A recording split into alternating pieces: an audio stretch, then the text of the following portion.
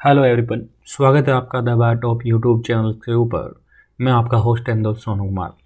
तो प्यार हम बात करेंगे आज। लास्ट क्लास हमारी बात हुई थी, वो हो गई थी जेनेटिक्स के ऊपर।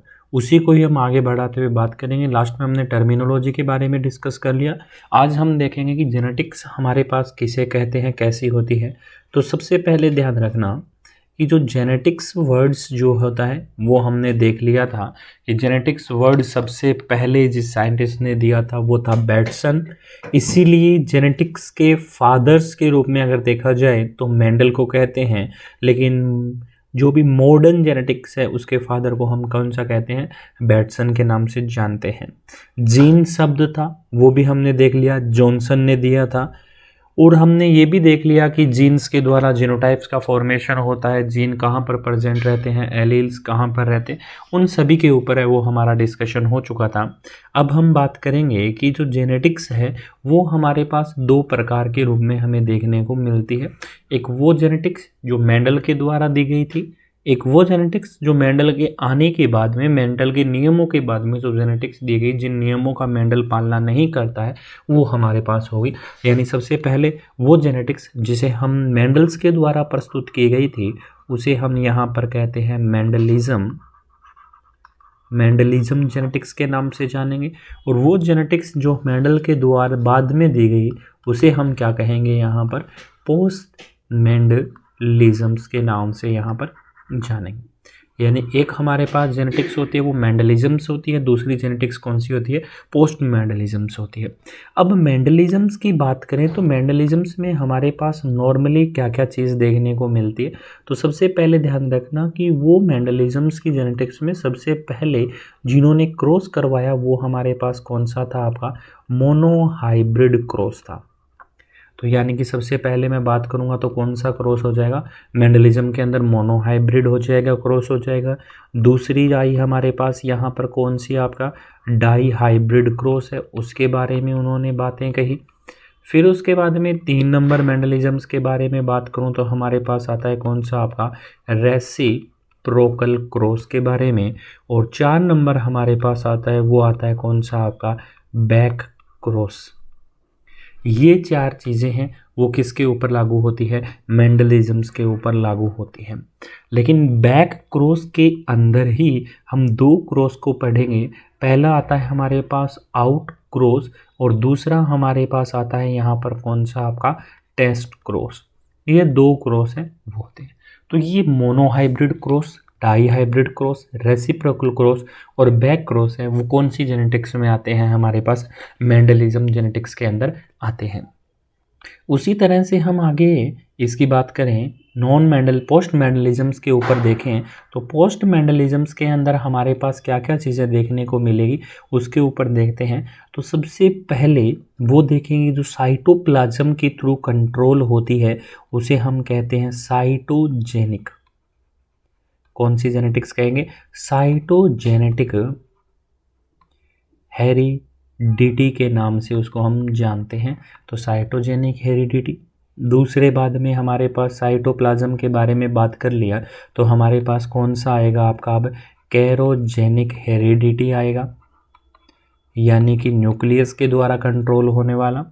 तीसरी चीज़ यहाँ पर हमारे पास आ जाएगी कि कोई चीज़ वो लिंकेज के रूप में प्रेजेंट है, जिनमें क्रॉसिंग ओवर होता है नहीं होता है, उनके बारे में बात हो जाएगी।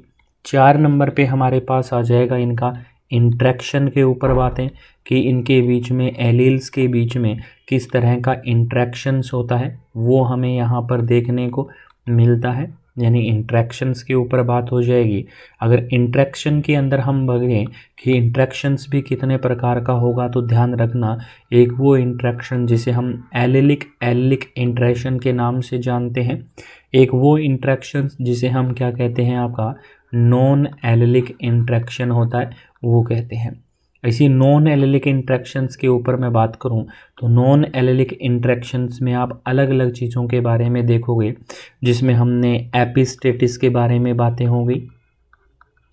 एपिस्टेटिस के बारे में, प्रबलता के बारे में बातें होंगी, कम्प्लीमेंट्री के बारे में होगी, सप्लीमेंट्री के बारे में होगी, अडेप्टिव के बारे में होगी, कोलैबोरेटिव के बारे में होगी। ये सारी चीज़ें हैं वो किसके अंदर आता है, आपका नॉन एलिलिक इंटरेक्शंस के अंदर आते हैं।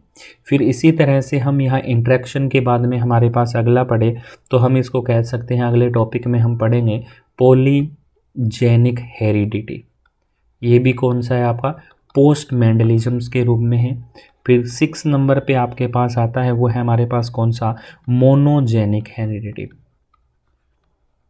मोनोजेनिक हेरिडिटी, ये सारी चीज़ें हैं वो हमारे पास कहाँ आएगी, पोस्ट मेंडलिज्म्स के अंदर हमें देखने को मिलेगी। तो ध्यान रखना, जेनेटिक्स वो ब्रांच है बायोलॉजी की, वो ब्रांच है जिसमें हम हेरिडिटी के बारे में, वेरिएशंस के बारे में कि जनरेशन में कितना वेरिएशन आता है उसके बारे में स्टडी करते हैं। उन्हें हम क्या कहते हैं, जेनेटिक्स कहते हैं। और जेनेटिक्स हमारे पास 2 प्रकार की, मेंडलिज्म्स और पोस्ट मेंडलिज्म्स। मेंडलिज्म्स के बारे में डिस्कस करें तो सबसे पहले हम यहाँ पर आज मेंडलिज्म्स के बारे में पढ़ेंगे कि मेंडलिज्म्स में क्या क्या किस तरह से होता है। तो सबसे पहले हम यहाँ पर बात करते हैं वो है हमारे पास कौन सा, आपका मोनोहाइब्रिड क्रॉस। यानी मोनोहाइब्रिड क्रॉस के बारे में बात करेंगे कि मोनोहाइब्रिड क्रॉस में कौन कौन सी जनरेशन किस तरह से इन्वॉल्व होती है, किस तरह के करैक्टर्स हैं वो यहाँ पर हमारे पास देखने को मिलते हैं। तो ध्यान रखना, वो हाइब्रिड जिसमें एक ही जीन्स को लिया जाता है, एक ही जीन्स के करैक्टर्स को लिया जाता है, उसे हम क्या कहते हैं, मोनोहाइब्रिड कहते हैं। अब इस एक ही जीन्स के बारे में स्टडी करना कि वो किस तरह से अपने जेनेटिक्स कैरेक्टर्स को दिखाएगा, उनके बारे में हम कहते हैं मोनोहाइब्रिड। जैसे अगर मेंडल्स की बात करें तो मेंडल्स ने लंबाई के लिए, यानी किसके लिए, लेंथ के लिए उन्होंने जीन लिया था, उसका नाम था हमारे पास कौन सा, आपका टी जीन लिया। अब टी जीन्स की बात करते हैं तो हमने ये भी कहा था टी जीन्स है वो हमारे पास 2 अल्टरनेटिव फॉर्म एलील में प्रेजेंट रहता है। एक होती है हमारे पास कैपिटल और दूसरा कौन सा होता है, स्मॉल होता है। जो कैपिटल होता है वो हमेशा ही कैसा होता है, आपके पास यहाँ पर डोमिनेंट होता है, और जो स्मॉल टी है वो आपके पास यहाँ पर क्या देखने को मिलता है, हमें रिसेसिव कैरेक्टर्स के रूप में देखने को मिलेगा। तो टी जीन्स है, अगर वो लेंथ को डिनोट कर रहा है, ये आपका क्या हो गया, टी जीन का करैक्टर हो गया। अब करैक्टर का ट्रेट क्या रहेगा, तो टी जीन डोमिनेंट है, इसका मतलब ये हो गया कि वो लंबाई में क्या दिखाएगा, आपको सर्वाधिक लंबाई दिखाएगा। और जो रिसेसिव करैक्टर्स दिखाने वाला जी एलील है वो आपके पास यहाँ पर कैसा करैक्टर दिखाएगा, आपका ड्वार्फ करैक्टर दिखाएगा। यानी प्लांट कैसा रहेगा, बोना रहेगा। यहाँ पर प्लांट कैसा हो जाएगा, बोना हो जाएगा। और यहाँ पर प्लांट हमारे पास कैसा होगा, आपको देखने को मिलेगा, लंबा प्लांट्स होता है वो देखने को मिलेगा। तो ये एक जीन्स को लेकर हम कैरेक्टर्स को करते हैं। जैसे अगर एक जीन्स की बात करूँ तो मैं मान लो पेरेंट 1 को ले लेता हूँ, इस जगह पर पेरेंट्स 2 को ले लेता हूँ।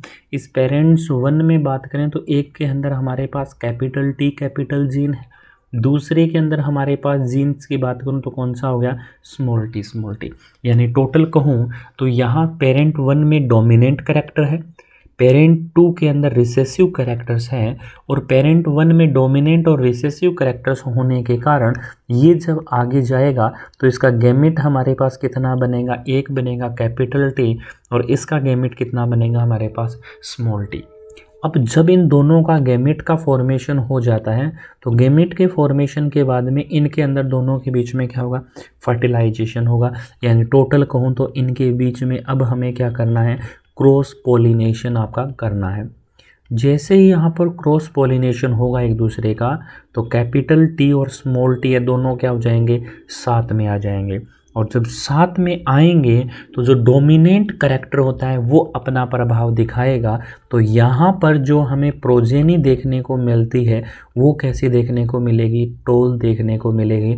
यानी सभी की सभी है वो कैसी होगी, हमारे पास लंबी होगी, यानी ओल्ड टोल फैमिली देखने को मिलेगी। और यहाँ पर कहूँ तो ये हमारे पास कौन सी जनरेशन आ गई है, आपके पास F1 जनरेशन है, वो हमने यहाँ पर काउंट कर ली है। तो इस तरह का जो क्रॉस होता है, एक जीन्स को लेकर जो क्रॉस करवाया जाता है, वो हमारे पास क्या कहलाता है, आपका मोनोहाइब्रिड क्रॉस कहलाता है। अब इसी के साथ साथ एक चीज़ और आती है, क्रॉस पॉलिनेशन के साथ एक वर्ड और आता है जिसे हम यहाँ पर कहते हैं कौन सा, सेल्फ पॉलिनेशन। अगर मानिए मैं इसी का ही वापस से इसी के साथ यानी यहाँ पर लिखूँ तो क्या करवाया, सेल्फ पॉलिनेशन या सेल्फ क्रॉस करवा दिया, तो सेल्फ क्रॉस करवाया तो क्या क्या बनेगा, कैपिटल टी स्मॉल टी बना, और यहाँ पर अभी क्या बना, कैपिटल टी स्मॉल टी बना। यानी अब हमने क्या कर दिया, पेरेंट 1 को भी कैपिटल टी स्मॉल टी ले लिया और पेरेंट 2 को भी क्या ले लिया, कैपिटल टी स्मॉल टी ले लिया। अब जैसे ही हमने यहाँ पर क्या किया है, पेरेंट्स को कैपिटल टी स्मॉल टी लिया है, जैसे ही हमारे पास capital T small T parents को लिया, लेने के बाद इन दोनों के बीच में क्या होगा, क्रॉस। क्रॉस होने से पहले इनका क्या फॉर्मेशन होगा, गैमेट का फॉर्मेशन होगा। तो यहाँ पर कैपिटल टी आएगा, यहाँ पर स्मॉल टी, यहाँ पर कैपिटल टी, यहाँ पर स्मॉल टी। अब क्या करेगा कि ये कैपिटल टी है वो किसके साथ मिलेगा, इस कैपिटल टी के साथ मिलेगा, तो क्या बनाएगा, कैपिटल टी बनाएगा। ये कैपिटल टी, अब ध्यान रखना, इस स्मॉल टी के साथ बना तो क्या बनाया, कैपिटल टी स्मॉल टी बनाया। उसी तरह से अब ये स्मॉल टी है वो इस कैपिटल टी के साथ बनेगी तो कैपिटल टी स्मॉल टी बनाएगी। ये small T capital small T के साथ बनेगी तो क्या बनाया, स्मॉल टी बनाया। यानी टोटल मैं यहाँ पर बात करूँ तो ध्यान रखना, यहाँ पर हमारे पास क्या क्या बना है, एक प्रोजेनी तो कैपिटल टी की बनी है, 2 progeny capital T small T की बनी है, और एक प्रोजेनी हमारे पास किसकी बनी है, आपकी स्मॉल टी की बनी है। तो ध्यान रखना, अभी यहीं से बात कर रहे हैं कि जो ये किसकी बेस पे बना है, ये कैपिटल टी स्मॉल टी की जीन की बेसिस पे, एलील के बेसिस पे बना है।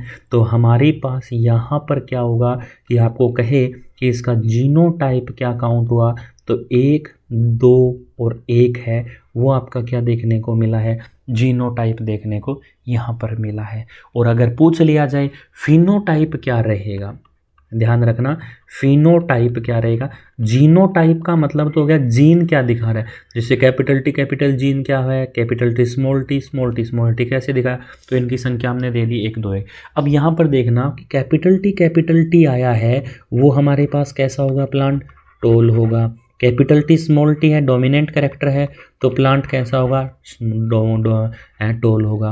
लेकिन स्मॉल टी में प्लांट हमारे पास कैसा होगा, ड्वार्फ मिलेगा। तो कितना हो गया, टोल कितने मिले हमारे पास यहाँ पर, 2 और 1 3। तो फिनोटाइप क्या बन गया, 3:1। तो ध्यान रखना, जो करेक्टर्स क्या है, हमें बाहर से देखने में प्लांट लंबा दिख रहा है कि बोना दिख रहा है, वो हमें दिखाना क्या कहलाता है, फिनोटाइप दिखाता है। और जीन का करेक्टर्स आपस में देखना क्या कहलाता है, आपका जीनोटाइप्स कहलाता है।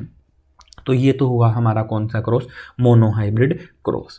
अब इसी तरह से ही हमारे पास एक क्रॉस और होता है जिसका नाम कौन सा होता है, आपके पास यहाँ पर डाई हाइब्रिड क्रॉस होता है।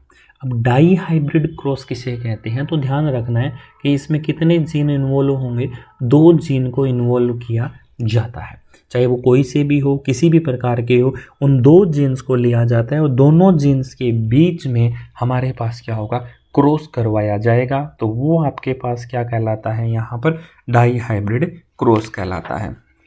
जिसमें आपने देखा होगा कि डाई हाइब्रिड क्रॉस में हमारे पास रेशियो आता है 9, 3, 3 और 1 का रेशियो आता है। वो सारी चीज़ें हमारे पास किस में आती है, आपकी डाई हाइब्रिड क्रॉस में आती है, जिसमें 2 जीन्स होते हैं उनको हम यूज करते होते हैं। अब एक चीज़ ध्यान रखना है कि डाई हाइब्रिड हो चाहे मोनो हाइब्रिड हो, कितने भी प्रकार के हो, एक फॉर्मूला होता है यहाँ पर, उस चीज़ का थोड़ा सा ध्यान में रखना कि अगर हमें फिनोटाइप, ध्यान रखना, अगर हमें फिनोटाइप में क्या काउंट करना है, गैमेट्स को काउंट करना है, यानी गैमेट्स की क्या करनी है, आपको संख्या को देखना है। गैमेट्स की संख्या को देखना है, उसके लिए फॉर्मूला होता है 2 की पावर कितना, n होता है। और अगर आपको इसी तरह से जीनोटाइप में भी आपको क्या देखना है, गैमेट्स की संख्या काउंट करनी है कि गैमेट्स की संख्या कितनी होगी, तो उसके लिए फॉर्मूला है कौन सा, 3 पावर n। अब एन का मतलब यहाँ पर क्या लिया जाता है वो थोड़ा सा देखना कि एन का मतलब होता है यहाँ पर हेटेरोगैमेट। अब हेटेरोगैमेट्स किसे कहेंगे वो थोड़ा सा ध्यान में रखना। जैसे अगर मैं कहूँ यहाँ पर कि हमारे पास कैपिटल टी, तो ये दोनों जीन सेम है तो ये हेटेरो नहीं है, ये हेटेरो नहीं है। कैपिटल टी स्मॉल टी कह दिया ये हेटेरो है, capital A cap small B कह दिया ये हेटेरो है, कैपिटल पी स्मॉल टी कह दिया ये हेटेरो है।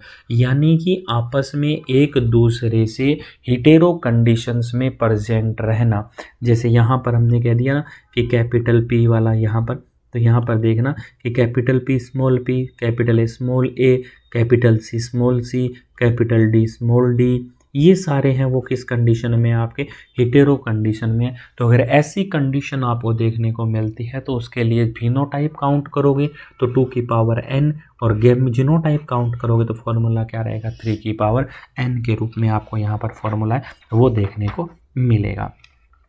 अब मेंडलिज्म्स के अंदर और बात करें तो हमारे पास एक क्रॉस आता है आपका कौन सा, यहाँ पर आउट क्रॉस के रूप में हमें देखने को मिलता है। यानी सबसे पहला क्रॉस हो गया आउट क्रॉस। उसके अंदर हमें क्या देखने को मिलेगा उसके बारे में थोड़ा सा देखिएगा कि हमारे पास आउट क्रॉस का मतलब हो गया कि वो जो प्रोजेनी होती है उसके साथ वापस में ही वो क्रॉस करवाना। जैसे यहाँ पर हम बात करें नेक्स्ट फैमिलीज़ की क्रॉस की बात करें तो नेक्स्ट क्रॉस में हमने हेडिंग डाली थी, हमारे पास कौन सा क्रॉस आएगा बैक क्रॉस। मेंडलिज्म्स के अकॉर्डिंग तो कौन सा क्रॉस है बैक क्रॉस। अब बैक क्रॉस का मतलब है कि जो हमने F1 जनरेशन यहाँ पर प्राप्त की है, थोड़ा सा देखना कि जो हमारे पास कौन सी है F1 जनरेशन यहाँ पर हमने काउंट कर ली। F1 जनरेशन्स का क्रॉस वापस किसके साथ करवाना, वापस पेरेंट्स के साथ करवाना, वापस पेरेंट्स के साथ करवाना। वापस अगर हम पेरेंट्स के साथ करवा देते हैं, जैसे हमने कैपिटल टी लिया, यहाँ पर स्मॉल टी लिया, इन दोनों में क्रॉस हुआ, कैपिटल टी स्मॉल टी बना, इनका रेसिप्रोकल क्रॉस हुआ, capital T small T, capital T small T और स्मॉल टी, ये हमारे पास इनकी क्या बन गई थी 4 प्रोजेनी का फॉर्मेशन है वो हमारे पास हुआ। तो इनमें से जो भी हो, जैसे मैं यहाँ तक ना लेके आपको बस इतना सा ही लेके बस समझाऊँ कि हमारे पास जैसे यहाँ पर ये कैपिटल टी स्मॉल टी है, ये हमारे पास कौन सी प्रोजेनी बन गई F1 प्रोजेनी है। अब इस F1 प्रोजेनी का हम कैपिटल डोमिनेंट के साथ क्रॉस करवा सकते हैं और किसके साथ करवा सकते हैं रिसेसिव के साथ करवा सकते हैं। इन दोनों का आपस में पेरेंट्स के साथ क्रॉस करवाना बैक क्रॉस कहलाता है। लेकिन ध्यान रखना यहाँ पर अगर हम ये जो क्रॉस है वो डोमिनेंट के साथ करवा रहे हैं, अगर क्रॉस किसके साथ होता है डोमिनेंट के साथ क्रॉस होता है, डोमिनेंट पेरेंट के साथ क्रॉस होता है तो उसे हम किसके नाम का जानते हैं आउट क्रॉस है वो कहते हैं। अगर इसी जगह हमारे पास यहाँ पर वो क्रॉस आप रिसेसिव के साथ करवाते हो, जैसे यहाँ पर कैपिटल टी स्मॉल टी का क्रॉस किसके साथ कैपिटल टी के साथ करवाते हो तो वो हो गया कौन सा आपका आउट क्रॉस। और रिसेसिव के साथ अगर आपका क्रॉस होता है तो वो क्रॉस आपका क्या कहलाता है टेस्ट क्रॉस यहाँ पे कहलाता है। जैसे कैपिटल टी स्मॉल टी का क्रॉस किसके साथ है स्मॉल टी के साथ कराओगे तो ये क्रॉस आपका क्या है टेस्ट क्रॉस, और डोमिनेंट के साथ है वो आपका क्या है आउट क्रॉस। और इन दोनों को मिलाकर ही हम किस नाम से जानते हैं बैक क्रॉस के नाम से जानते हैं। अब एक ध्यान और रखना कि अगर आप डोमिनेंट कैरेक्टर्स को लेकर डोमिनेंट के साथ क्रॉस करवाते हो तो यहाँ पर बनने वाली जितनी भी प्रोजेनी होती है वो हमेशा ही कैसे में आती है डोमिनेंट में आती है। डोमिनेंट का मतलब सारी फैमिली कैसी होगी आपकी लंबी होगी। लेकिन अगर रिसेसिव के साथ करवाते हो तो यहाँ पर आपको मामला कैसा देखने को मिलेगा 50-50% मामला देखने को मिलता है। यानी 50-50% का मतलब हुआ कि 50% टॉल है तो 50% आपके पास यहाँ पर क्या देखने को मिलेगा ड्वार्फ देखने को मिलेगा। अगर मेंडलिज्म्स में एक और रह गया हमारा, वो मेंडलिज्म्स में है हमारे पास कौन सा क्रॉस अब आपका रेसिप्रोकल क्रॉस।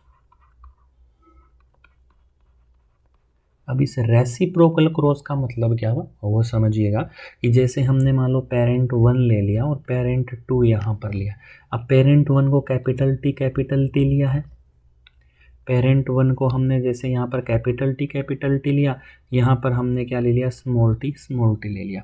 अब पेरेंट्स को मान लो, मैं इस पेरेंट्स को तो मान लेता हूँ यहाँ पर कौन सा पेरेंट मेल पेरेंट्स, और यहाँ पर मैं मान लेता हूँ कौन सा पेरेंट्स है फीमेल पेरेंट्स है। और अब इन दोनों का आपस में क्या करवाया जाता है, दोनों के बीच में क्रॉस करवाया तो कैपिटल टी स्मॉल टी बना। ये हो गया हमारे पास कौन सी F1 जनरेशन।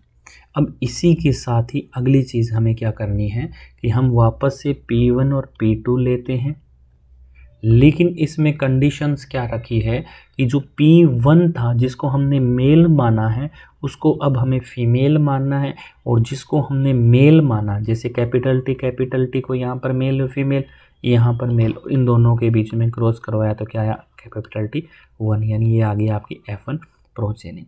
यानी टोटल बातें कहूँ यहाँ पर तो यहाँ पे समझना कि रेसिप्रोकल क्रॉस किसे कहते हैं। तो रेसिप्रोकल क्रॉस में जो पेरेंट्स हमने ले रखे हैं, जो पेरेंट्स हमारे पास पहले से प्रेजेंट है, उन पेरेंट्स का क्रॉस हमने क्या कराया, उसकी डायरेक्शन के विपरीत डायरेक्शन में हमने उसका क्रॉस करवा देते हैं, तो वो हमारे पास क्या आता है आपका यहाँ पर रेसिप्रोकल क्रॉस है, वो कहलाता है। तो ध्यान रखना रेसिप्रोकल क्रॉस किसे कहा है हमने, तो रेसिप्रोकल क्रॉस का मतलब हुआ कि जिसको हमने पहले मेल माना है उसको हम क्या मान रहे हैं यहाँ पर फीमेल मान रहे हैं। नेक्स्ट जनरेशन में जो मेल था पहले उसको फीमेल मान लिया, और जो फीमेल था उसको हमने मेल मान लिया, दोनों को आपस में एक दूसरे से क्रॉस कर दिया, तो ये क्रॉस हमारे पास क्या कहलाता है आपका रेसिप्रोकल क्रॉस कहलाता है।